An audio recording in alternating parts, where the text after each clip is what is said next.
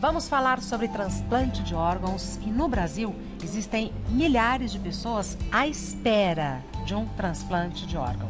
Giovana, uma jovem muito feliz e otimista, esperou meses para receber um transplante de rim e aí ela resolveu criar o projeto Deixe Vivo, que incentiva e mostra a importância da doação de órgãos, como eu estava conversando há pouco com o Dr. Tércio. Vamos conhecer um pouco do lindo trabalho da Giovana. Atualmente existem mais de 33 mil pessoas à espera de um transplante aqui no Brasil. A Giovana era uma dessas pessoas até maio desse ano, quando ela recebeu o tão sonhado transplante de rim. Ela costuma dizer que a luta não terminou, ela está só começando com o projeto Deixe Vivo. Que projeto é esse, Giovana? Bom, é um projeto que eu criei para falar sobre a doação de órgãos, esse assunto que é tão importante e tão pouco falado aqui no Brasil. Então, com toda essa minha vivência de precisar de um transplante de rim, eu criei o projeto e hoje eu conto sobre a minha vida como transplantada, mas já contei também como que é a vida de um paciente renal em hemodiálise. Então, o projeto é a razão da minha vida. Hoje eu não me imagino sem o Deixe Vivo.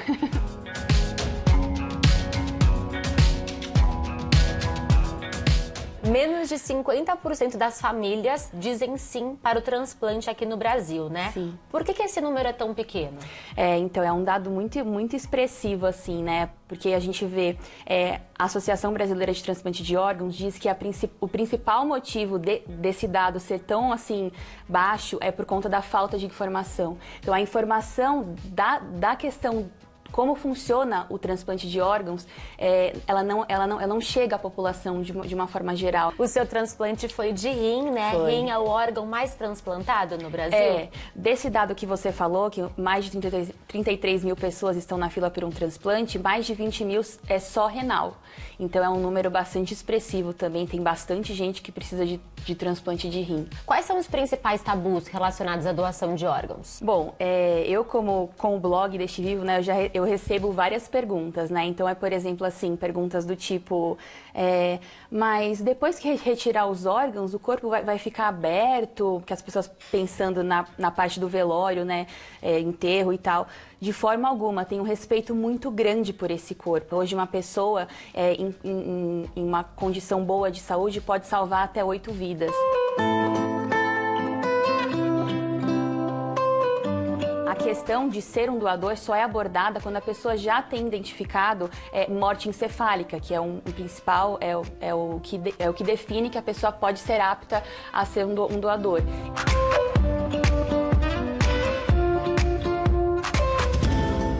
Muitas pessoas também acham que a carga emocional do doador vai para a pessoa que receber a doação. Exato. Você recebeu um rim de um doador. Você recebeu algo além de vida? Não, com certeza. Nada, né? Não, muito pelo contrário. Eu acho que isso não existe, né? Eu já escutei até pessoas transplantadas falarem isso. Aqui em casa a gente brinca muito, porque eu não gostava, por exemplo, eu não gostava de pão, né? Então e agora eu tô comendo pão, mas não é porque a minha doadora gostava de pão, é porque a gente tem muita fome pós-transplante. A gente até faz algumas brincadeiras do tipo, mas não tem nada a ver. A carga emocional, ela não vem junto com o órgão, não. E como foi pra você o momento que o telefone tocou e você soube que o seu rim tão aguardado chegou? Então, aqui em casa a gente sempre esperava que essa ligação ia acontecer em feriados ou finais de semana, né? Porque geralmente é quando acontecem, infelizmente, né, os acidentes que provêm a doação, né? Então eu acho que foi numa quarta-feira, assim, eu tava fazendo janta na hora, tava fazendo até um risoto que minha mãe tava com vontade de comer. E aí eu peguei meu WhatsApp e tinha uma mensagem da minha médica, assim, bem assim: amada, chegou um rim pra você. Aí eu li, eu falei, pai, meu pai estava comigo na cozinha, eu estava até contando como tinha sido o dia de hemodiálise, né, que aquele dia eu tinha feito. E aí eu falei assim, pai, chegou um rim pra mim. Daí ele falou, calma, senta. Daí minha médica começou a me ligar, e aí eu atendi e ela me explicou as condições, né, a gente pode ter a informação da doação. Então, por exemplo, eu sabia a idade, o sexo, as informações básicas, né, que são autorizadas a gente saber. E aí, assim, demorou pra ficha cair. E eu recebi a ligação quarta-feira à noite, eu só transplantei na quinta. Então foi uma noite bem longa, Imagino. assim. Passou muita coisa na minha cabeça e a gente fica naquela ansiedade, né? Porque o exame de compatibilidade demora um tempo pra sair, né? Mas aí no dia seguinte, na quinta-feira de manhã, dia 23, a minha médica me ligou dizendo que o órgão era meu mesmo, que meu corpo aceitaria bem aquele órgão. E aí eu fui pro Hospital do Rim transplantar, receber o meu transplante. Há quanto tempo você estava na espera do Olha, eu fiquei na fila há 1 ano e 6 meses, né? Eu fiz hemodiálise por 1 ano e 11 meses e fiquei na fila por 1 ano e 6 meses. E o que você pretende fazer agora, transplantada, cheia de vida? Quais são os seus planos? Eu posso pegar a lista? Bom, mas eu até de fato fiz uma lista mesmo quando eu estava em hemodiálise das coisas que eu queria fazer no pós-transplante, né? Mesmo com a vida de hemodiálise, eu tentei ser feliz na maior parte do tempo e eu fiz uma lista de coisas que eu queria fazer no pós-transplante que não era permitido eu fazer antes, né? Então, por exemplo, eu vivia com um catéter que eu precisei colocar para receber a hemodiálise e eu tirei esse catéter. Então, eu pude tomar um banho, assim, da cabeça aos pés. Não que eu não tomava antes, mas, assim, um banho relaxante. Poder comer, acho que essa é a parte principal, comer e beber água. Porque antes eu tinha uma restrição de líquidos, né? E de alguns alimentos também. Então, hoje eu posso comer e beber o quanto que eu quiser. Claro, de forma saudável, como todo mundo, né?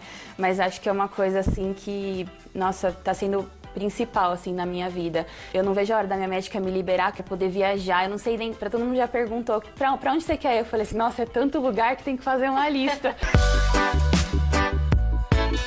São muitos os seus sonhos e você só será capaz de realizar todos eles graças ao sim de alguma família. Então eu queria que você deixasse um recado para quem estiver nos assistindo agora sobre a importância da doação de órgãos. Bom, é o sim que transforma as vidas e transformou a minha vida. A doação de órgãos é um tema muito importante no Brasil que precisa ser mais falado. Como a Pamela falou, são mais de 33 mil pessoas à espera por um transplante. A minha vida foi transformada há menos de 2 meses e eu espero que cada vez mais esse assunto seja abordado na mídia, tanto na televisão, jornais, pelas pessoas, conversas, jantares de famílias, para que a gente desmistifique essa questão da doação de órgãos e que cada vez mais pessoas possam ter a vida transformada como eu tive. Muito obrigada, Giovana, por receber a gente. Obrigada a você. Uma linda nova vida pra você. Obrigada.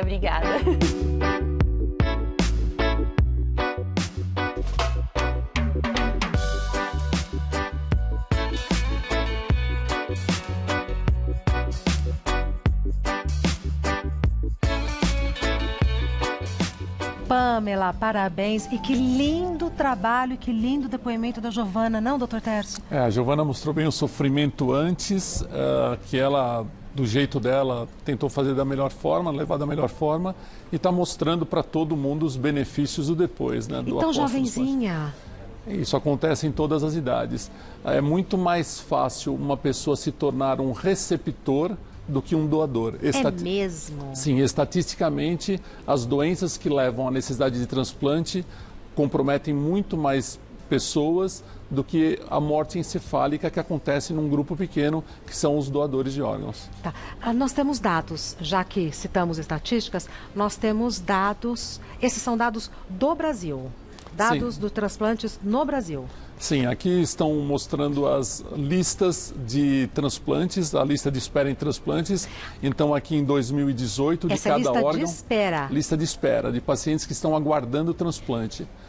Então, o número de pacientes em hemodiálise é muito maior do que o número de pacientes que estão na lista efetivamente aguardando o transplante. Todo mundo que está fazendo hemodiálise é candidato a ser transplantado? Nem todos. Existem pacientes que não têm condições de se submeter ao transplante, que têm contraindicações ao transplante, então o tratamento dele deve ser a hemodiálise ou a diálise peritoneal, é uma outra modalidade. Tá. Mas o paciente que tem condição, o transplante vai oferecer uma melhor qualidade de vida.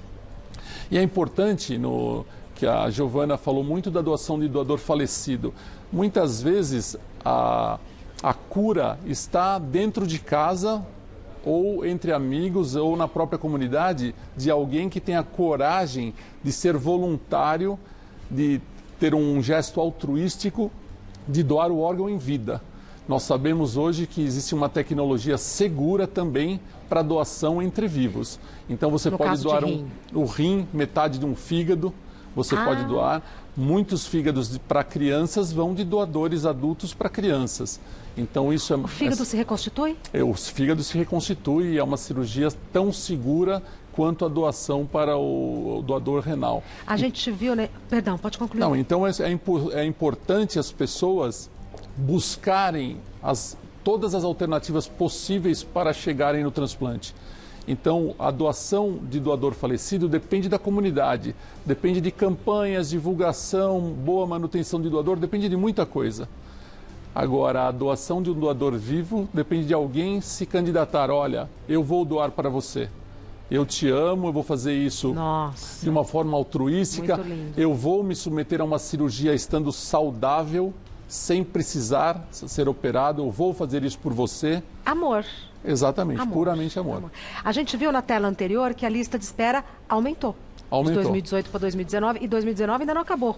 Exato, e temos dados tristes do primeiro trimestre de 2019 que alguns transplantes caíram em termos de números e nós sabemos que a necessidade ela é crescente. Por exemplo, no rim, o número de pacientes em hemodiálise não para de crescer. Então, nós deveríamos estar crescendo o número de doadores e houve uma queda nesse primeiro trimestre e todos os órgãos caíram em números. Só o transplante de pulmão subiu um pouquinho e de coração, mas muito pouco, são transplantes pouco realizados. Os transplantes de maior volume não subiram. E isso está aumentando a angústia das pessoas em fila. Eu imagino. O tempo de duração dos órgãos e tecidos após a captação até o transplante também é crucial. É crucial e aqui é aquilo que nós comentamos no comecinho, né? O transplante ele é algo que só dá certo quando muita gente se envolve. Então aqui, por exemplo, o coração 4 horas é no momento da parada circulatória, ou seja, está se fazendo a cirurgia do doador, se fecha a circulação do coração. Ele ainda nem foi retirado. Aí ele é retirado, colocado numa frasqueira térmica, transportado e deve receber sangue em até 4 horas. Então é um tempo muito curto. Muito curto. No caso do pulmão também 4 horas, o rim um pouco mais longo até 36 horas. O rim pode fazer viagem internacional. Mas os outros órgãos, fígado e pâncreas, é um período muito curto também. Daí a importância das empresas aéreas, a importância da segurança, a gente vai conversar com o doutor delegado sobre isso. Da Polícia Civil, da Polícia Militar, que contribuem demais numa cidade parada pelo trânsito como é a nossa, em fazer esse transporte para viabilizar a realização do transplante. Então, são muitos detalhes, entre aspas, para que esse transplante seja bem sucedido. Muitos fatores. Depende, como eu falei para você, é diferente de um tratamento, você vai no seu médico, ele fala, você precisa ser operada. Você marca o dia, vai lá e opera. No transplante não tem um órgão guardado num estoque para ele marcar o dia. O transplante tem uma fila.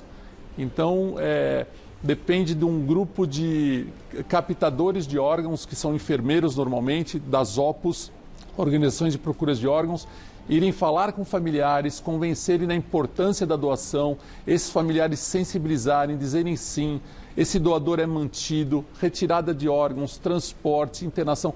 Quer dizer, é uma rede muito complexa. 90% depende do poder público, 90% dos transplantes, 95% no Brasil são feitos pelo SUS.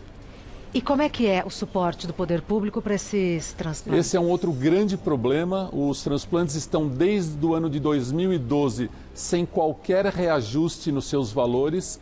Isso significa que os hospitais não recebem nenhum centavo a mais e nem os profissionais que trabalham nessas áreas não recebem nenhum reajuste desde 2012. Você imagina um funcionário, alguém que vive desse trabalho, ficar 7 anos sem nenhum reajuste. Eu acho que qualquer outra categoria estaria em greve, paralisação, mas o transplante não.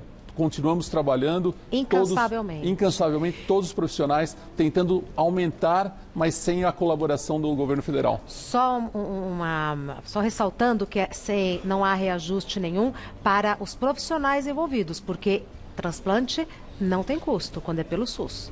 Não, o SUS tem um pacote, é um preço fechado. Então, para o hospital... Para todos, para todos. Então, mas não para o paciente. Ah, para o paciente é custo zero. Custo zero, custo zero. Só para deixar claro, para para que o não haja paciente confusão. É custo zero, ele faz pelo SUS, como todos os procedimentos do SUS é custo zero, e 95% dos transplantes são feitos pelo SUS, mas existe um pacote que custeia todo o gasto do hospital e custeia os profissionais. E esse pacote está parado desde 2012. Porque tem um custo. Tem um custo, sem dúvida, sem dúvida.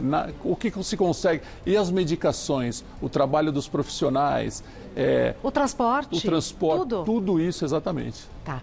Vamos para as perguntas do pessoal de casa, Dr. Tércio Wagner. Meu pai está com um caso grave de cirrose, por isso vai precisar de um transplante de fígado. Filho sempre consegue ser o doador? Em quanto tempo o fígado se regenera e nós dois ficaremos com os nossos órgãos 100%? Que lindo, Wagner, pensar nessa possibilidade. Exatamente. É o que eu faria pelo meu pai e eu acho que muitos... E pelos filhos. Exato, ou pelos meus filhos, minhas filhas, tenho duas, na verdade. Então é assim, é possível a doação, mas existem, obviamente, exames de compatibilidade. Esse doador... A Giovana falou na matéria. Exatamente. Esse doador em vida, ele precisa ter uma condição totalmente saudável, não pode estar em tratamento de outras doenças, ele deve fazer uma bateria de exames e deve se analisar metabolicamente, quer dizer, se todas as suas funções estão plenas e se o tamanho do órgão é suficiente para ser repartido no caso do fígado. Tá. No caso do rim, se avalia a função dos dois rins, se os dois estão sãos. E aí se coleta o menor rim, se houver diferença de tamanho, ou um dos dois, se eles forem iguais. No caso do Wagner, em quanto tempo ele e o pai vão ficar 100%? 3 a 4 meses após o transplante, os órgãos se regeneram completamente. Mas quem doa um órgão é submetido a uma cirurgia de grande porte. Então, 10% dos pacientes podem ter uma complicação menor, que não vai comprometer a sua vida, mas pode retardar a sua recuperação. Tá. Normalmente, 3 meses é um momento em que os dois voltam à plena atividade. Tá. Nossa, eu imagino a relação afetiva, né? Uma pessoa que doa em vida. Imagina a relação afetiva dessas duas pessoas, doutor Tércio. Eu comparo o doador a um salva-vidas. O salva-vidas, quando entra no mar e alguém está se afogando, ele vai tentar salvar alguém que ele nem conhece, né? Exato. Se lança ao desafio. O doador, ele vai salvar alguém também, mas que geralmente ele conhece e ama. Então é assim, tem que ter um ato de coragem, porque vai se submeter a uma cirurgia. Existe risco de vida? Existe. É pequeno, mas existe. Mas também quando um policial vai salvar alguém, quando o salva-vidas se joga para... Ele também está correndo risco de vida. Sem dúvida. Talvez menor do que quem doa órgãos. Tá. Então esses são os meus heróis. Sem dúvida. Continuando com as perguntas para o Dr. Tércio Francini. Quais são os critérios para a pessoa receber os órgãos doados? Existe uma fila de prioridades? Sim. A resposta, Francini, é que sim, existem filas e essas filas são controladas pelo Estado. A Secretaria da Saúde, todas as pessoas que necessitam de transplantes são inscritas pela sua equipe de transplante numa fila controlada pelo Estado, pela Secretaria da Saúde. Bem controlada ou é bagunçado? Ela é bem controlada e o transplante é o procedimento mais bem controlado de todos os tratamentos de saúde no nosso país. Que bom saber disso. E é uma fila monitorada pelo Ministério Público. E os pacientes são colocados em alguns órgãos como o fígado por ordem de gravidade, ou em algumas situações eles são priorizados, como por exemplo, fez um transplante e o órgão não funcionou, então ele é priorizado para um novo transplante. Tá. Ou ele contraiu uma hepatite fulminante, em 7 dias ele vai morrer, ele é priorizado. No rim a compatibilidade é imunológica. Então se faz testes imunológicos no doador e no receptor, o mais compatível recebe o órgão. Se existem 2 receptores iguais, então conta o tempo de espera, conta se ele é diabético, outros critérios que desempatam. Mas critérios muito relevantes, né? São critérios muito relevantes, são critérios técnicos e toda a seleção é feita por computadores. E a central de transplante do Estado que comunica para a equipe o nome do receptor. Não é a equipe médica que escolhe quem vai receber. Perfeito. Mais uma pergunta. Rodrigo Soares. Existe uma restrição de idade para ser doador de órgãos? Sim, para alguns órgãos existe. Por exemplo, o coração tem um limite de idade, em torno de 60 anos de idade. Mas para outros órgãos não tem esse limite ainda. Então, o rim, fígado, pode haver doação até idades bem avançadas. O mesmo para tecidos, córnea, pele. Então, mesmo as pessoas em idades avançadas podem ser doadores de vários órgãos. Perfeito. Eu vou dar o Instagram da instituição da Giovana, que é @deixevivo. E vou agradecer ao Dr. Tércio Genzini. Muitíssimo obrigada por ter vindo aqui.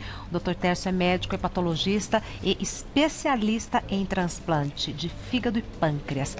Telefone do Dr. Tércio, 3798-9133. 3798-9133. Site do Dr. Tércio, consultório Dr. Tércio Genzini, DR de doutor. Consultório Dr. Tércio Genzini, Genzini com G.com.br. Tudo junto. Consultório Dr.